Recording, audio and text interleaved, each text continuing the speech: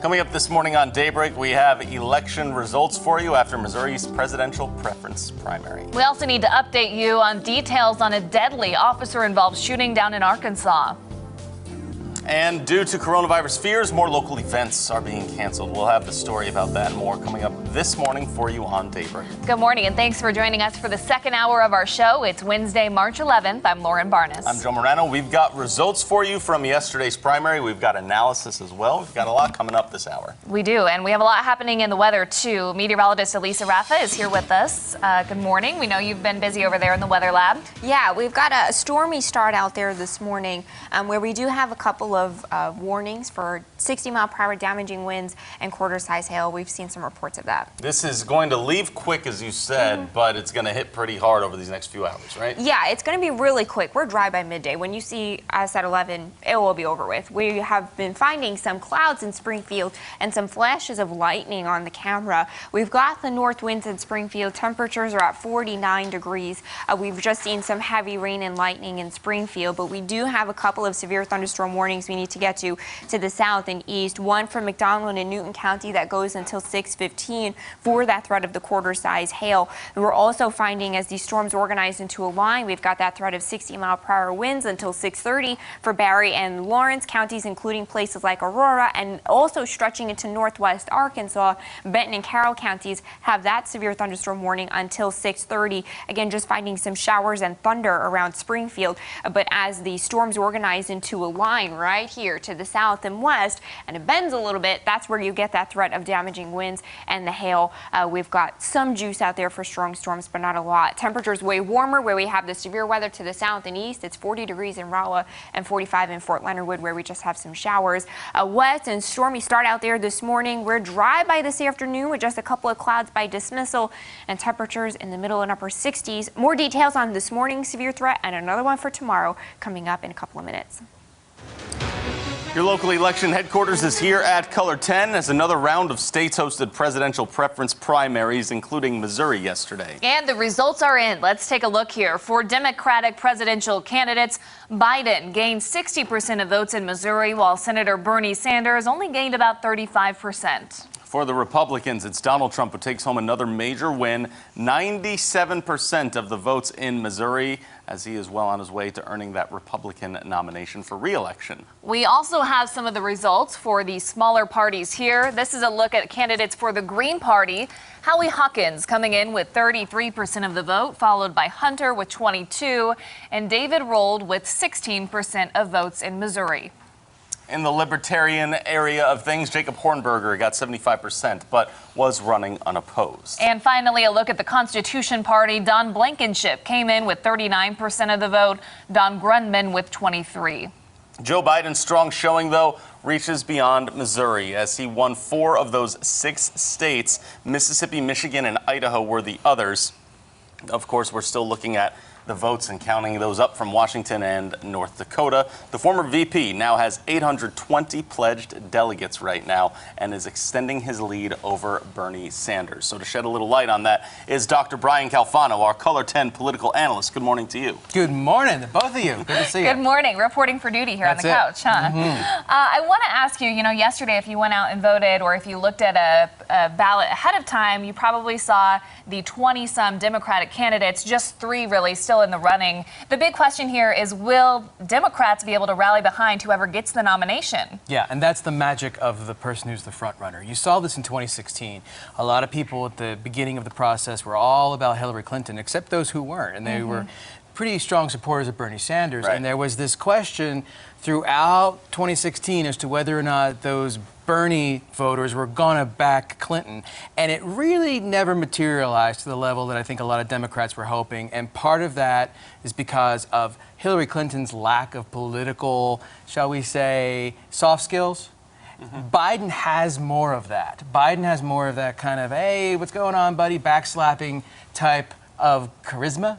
Okay. And cater to the average person? No, well, to cater more, I think, also to Sanders himself, because a lot of this is going to come down to how much Sanders thinks he can leverage his position as the number 2 in this race with Biden and the policy platforms that he picks up on and what the Democratic Party positions itself as offering the American people come Milwaukee in the summer. Okay, so you're saying you think Democrats might have a little bit of a better chance this time around than in 2016? Well, yeah, I mean, all bets are off if you end up having to throw these two into a situation right now against President Trump, simply because we don't know how strong President Trump's reelection bid is going to be with all the factors leading into this COVID-19 and all the kinds of issues, global economic recession, that kind of thing. So the president has his own issues to, I think, worry about right now. But yeah, where you go from here as the Democratic Party, I think, is to try to figure out which horse to bet on, which candidate you think is the most electable. Most Democrats right now, I think, are backing Joe Biden. Bernie Sanders has associated himself a lot with Medicare for All, big platform he's run on. What are we getting with Joe Biden? What's he talking about? Yeah, it beats me. I mean, and I'm not trying to be facetious, but really, we talked about this off air. Biden hasn't done anything differently from 3 weeks ago when he was sort of on life support as a candidate, right? I mean, he's essentially the same person. There's not been this new detailed plan that's come out. There's not been a new strategy with anything. It's simply been, hey, I'm here. And he was able to coalesce enough folks behind him from South Carolina forward to get to where he is now. And so really with Biden, you've got a return to the Obama years, if anything else. You have a return to strengthening Obamacare, assuming that doesn't get stopped in the courts and all these sorts of things, continuing with the Obama legacy. Whereas you're right, a lot of Democrats, when you ask them, they like the idea of Medicare for all. They like the idea of the Bernie Sanders sort of social safety net. Joe Biden, you're not really sure. You're getting sort of a return to Bill Clinton in the 1990s, a sort of moderate Democrat that nobody really likes because they don't have strong views on just about anything. We don't know yet because Biden really hasn't been as specific as he needs to be. Right. Okay, interesting. We have a few more questions for you, and don't forget to check out that Facebook Live if you have any specific questions for Dr. Brian Calfano. We will be visiting with him one more time this morning.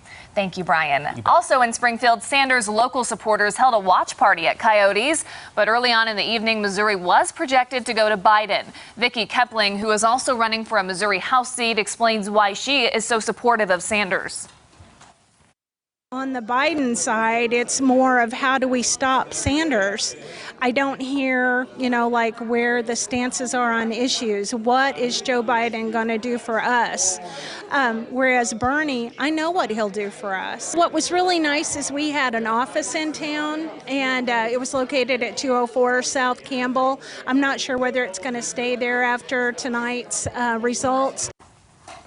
Kepling also says many Bernie supporters will continue to help out his campaign in other states now.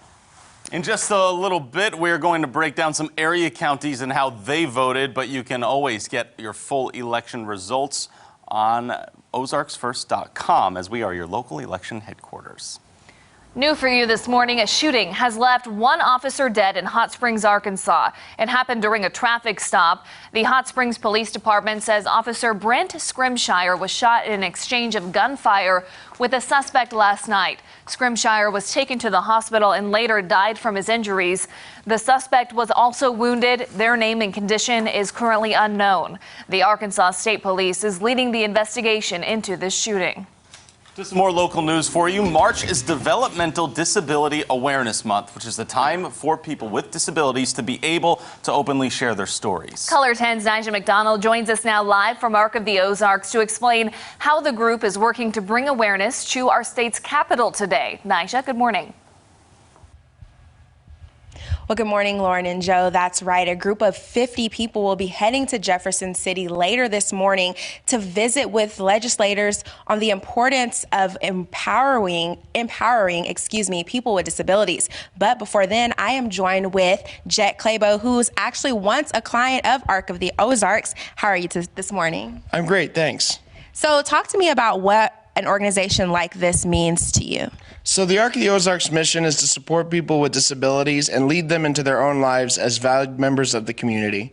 I've been through the entire program myself, so I know pretty much best out of all the clients, but there's also a lot of other clients as well that could have the potential to reach my goals as well.